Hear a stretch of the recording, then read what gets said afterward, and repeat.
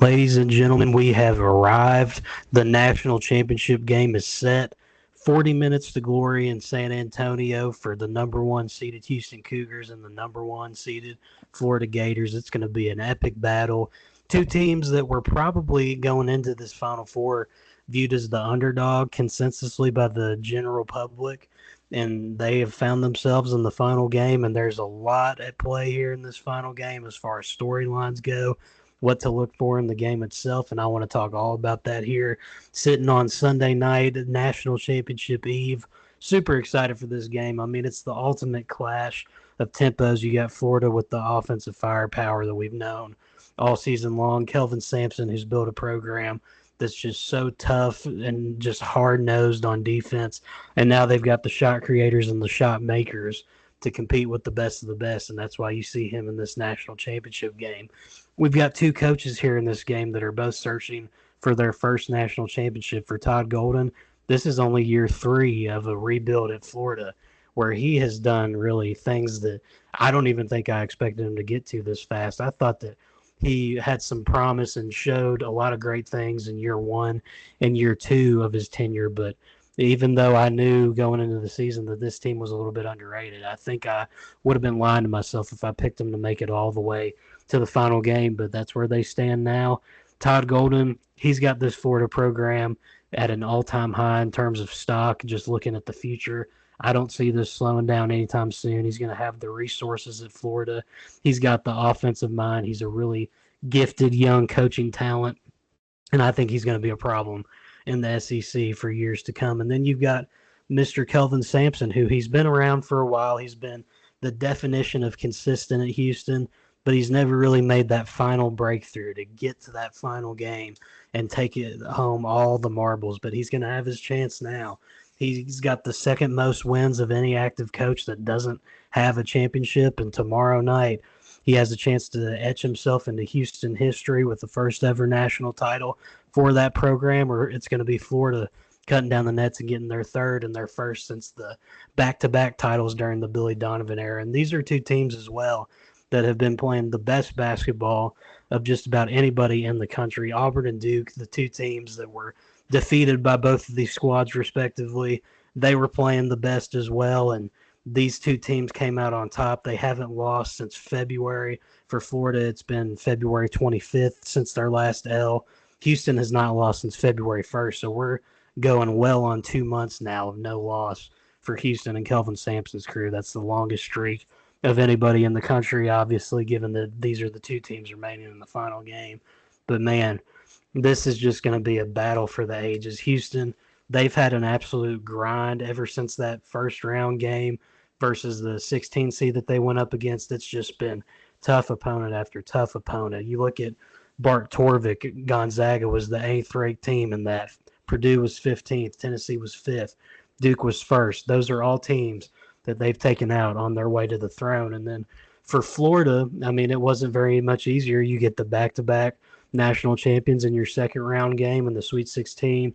You got a Maryland team that had some weird things going on with that program, but still, nonetheless, Derek Queen was a phenomenal talent, and you thought maybe they could give you problems. Then you took out a Texas Tech team that really deserved to probably win that game, but you just found a way to get it done, and then the victory over Auburn last night. So these are two teams that have gone through absolute hell to get to this point. They deserve it, and they've come out on top against everybody they faced up to this point. And it all comes down to tomorrow night for all the marbles. The biggest key, I think, when you look at this game, I'll start on the Houston side. Walter Clayton Jr., he just had one of the best performances we've seen in Final Four history against Auburn with 34 points, 5 made threes. I think the first thing that Kelvin Sampson is going to be telling his team going into this game is, hey, you cannot let Walter Clayton get into a groove early, because we saw against Auburn there really was no defense by either of those squads going back and forth in the first half. Walter Clayton Jr., he was getting to his spots. He got into a groove early, and you saw what happened as a result. I mean, he lit it up. He got comfortable, and he was making some absolutely unbelievable shots, and it's going to take a real collective team effort from their guards to make sure that that doesn't happen again. Someone besides L.J. Cryer as well going over to the offensive side of the ball they're going to have to get involved and get going early because Florida's offense, man, it's too good. And if you go on a drought like they did, where they only scored, I believe it was 9 points in 11 minutes opening up against Duke, you're going to get left behind. Like Duke, that's a team that's very special, and they were very talented all season long. But I think you can make the argument that Florida's offense may be even better. And that's just going to present a very unique challenge to Kelvin Sampson, who's got a team that really knows, like I've said all season long, they just know how to get it done on defense. They never quit. They're relentless. And it's going to be very intriguing to see how they're able to contain Walter Clayton Jr. and find a way to get their offense going as well. You saw in the Duke game in the second half, Emmanuel Sharp, he finally got things going there late. Juwan Roberts was able to establish a little bit of a presence in that game, but they've got to come out and just be able to go blow for blow with Florida because Florida's going to want to get up and down the court fast. They're not going to want to let Houston establish the slow, gritty tempo that you see often from a Kelvin Sampson led group, and I think that that's really going to be two of the biggest keys. You got to take Walter Clayton out of what he wants to do early. Somebody's got to get going besides LJ Cryer. It may not be Emmanuel Sharp, even though he was really the guy for him the other night against Duke. It could be a Milo Suzon. It could be Juwan Roberts taking advantage of Alex Condon in the post. That's going to be an intriguing matchup as well. Joseph Tugler, maybe he as a wild card kind of gives you some more offensively, although he's looked more to rebound and block shots and be a defensive presence. But it's going to be very, very intriguing to see how they come out of the gates to start. And as the game goes on, I mean, what I really liked about what Auburn did in the first half against Florida was they were swarming the perimeter. They were blowing up screens, going over everything. And that's why you saw to end that first half, Florida kind of went on a drought there where they weren't able to get what they liked, and they went into the half down 8. And for whatever reason, Auburn got really lackadaisical on that in the second. And then you saw the result. Walter Clayton Jr., he started off hot in the first half, kind of simmered down a little bit heading into halftime, and then they came out of the gates, bam, 11-0 run to start things off at a halftime. And really, Florida, they felt like they were in a comfortable spot the rest of the way. It was always a 1 to 3 point game. Really, they were having to hold Auburn off because Auburn was finding ways to take the lead back or tie it up, and they eventually just broke them down. But I think Houston's going to want to try and replicate something similar to what you saw from what Auburn was trying to do on the defensive side of the ball. You're going to have to swarm those guards and run them off the three-point line, specifically Walter Clayton Jr., Will Richard as well. He can get shots, Elijah Martin too. I think you really want to put pressure on their guards to have to get these tough looks and not get anything easy. And even still, I mean, Walter Clayton, he was hitting tough shots all night long against Auburn, so he could very well go out there and still knock them down. But you got to do your best to try and put a stall on all that. And then I alluded to it, but Juwan Roberts, I think that him winning the paint battle versus Alex Condon is going to be very important. Alex Condon, he had a rough game against Janai Broome, but I mean, you're going up against the runner-up in the National Player of the Year race. Not much to be ashamed of there, but Juwan Roberts, he's going to be a little bit at a size disadvantage there. He's sitting at 6'8", obviously, in the paint, whereas Alex Condon, he's a little bit of a bigger, taller, big man at 6'11", but still, Juwan Roberts, he has the physicality to go at Alex Condon, and I think that him establishing himself into the paint early and letting it be known that Alex Condon's not going to be able to find any kind of level of comfort, that's going to be as important as swarming all these guards off the perimeter and making sure they don't get what they like. And then you turn to the Florida side of things here. You've got to get others involved early besides Walter Clayton Jr. because obviously Walter Clayton, he's your go-to bucket man. He's going to be able to get you shots. He's going to be able to start off hot early. And I just think that it's going to have to be somebody else that's able to chip in and help out with this game tomorrow night because Walter Clayton Jr. had 34, but then you look at the rest of this squad. I mean, Elijah Martin, he had 17, so he had a good performance as well. But beyond that, Thomas Houck, he had 12 off the bench. The rest of that lineup, Will Richard, he shot 1 for 6 on the night. Ruben Chinyelu only had 5. You don't really kind of bank on him on the offensive side of the ball. And then Condon only had a point over the whole game, which was a rough night for him. He's better than that. He's averaging around, I think it's about 12 points per game this year, or maybe 10, something like that. But nonetheless, I think you're going to have to take the pressure off of Walter Clayton Jr. for Florida, because Houston, he's going to be a big focal point of what they want to get into. So you're going to have to look to Will Richard, look to Elijah Martin to kind of just ease that pressure on Walter and let him know that they're there for support. Now, I don't think Walter is going to be able to do it all by himself in this game with how gritty Houston is on the defensive end. I just don't really know if I can see him replicating the 34-point performance of Saturday night. But at the same time, I mean, he's more than capable of it. So I don't want to count anything out just yet because he's such a special talent. But I just feel like if Florida is going to win this game, it's going to have to take somebody else stepping up and making some big-time shots, or just bringing the energy like Elijah Martin did with his dunks in the second half that were just absolutely just key momentum shifters. He was getting into passing lanes and blowing up stuff and getting to the rim with authority. So that could be another key factor. But even still, I think you want to see Will Richard kind of find his groove as well, because we know obviously what he's capable of in that backcourt as well, averaging about 13 points per game on the year. But looking beyond that, I mentioned Thomas Houck, how he stepped up in the Auburn game and had 12 points. Had a and one towards the end of the game that really sealed the deal for them. He's been making good plays for this team all season long. You could argue that in that Texas Tech game, if it weren't for Thomas Houck, he kind of got things going to set up the stage for Walter Clayton to really put a stamp on that game. If it wasn't for him, they may not have been in that spot on Saturday night in the Final Four. They may have been sent home against Texas Tech because he hit some crucial shots to get that tide turned for them. And I think that you're going to want to look to him in this national championship game to step it up as well. You want to see him get after it on the boards the best he can.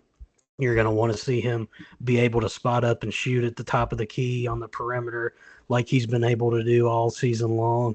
And I think that you're going to see that from him because he is a really valuable piece to what they do. He plays the most minutes out of anybody off that bench. It's really just a three-man squad off that bench with Hand Lockton, Denzel Aberdeen, and Thomas Houck. So it's going to be intriguing to see how he steps up in this big moment.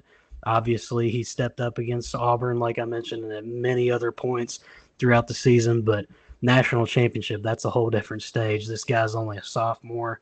Obviously, none of these players have been on this stage before. It's a whole new level of pressure, and we're going to have to see how he responds. And another big key for Florida, I think, is Houston. They've coined the term kill stops, and they define that as 3 stops in a row that they're able to get consistently. And they did that against Duke, and Duke's huge drought towards the end of the second half. It was about 7 or 8 minutes they went without a field goal. That was really key, and leaving that door cracked open for Houston to kind of barge in towards the end of the game and find a way to get that furious comeback.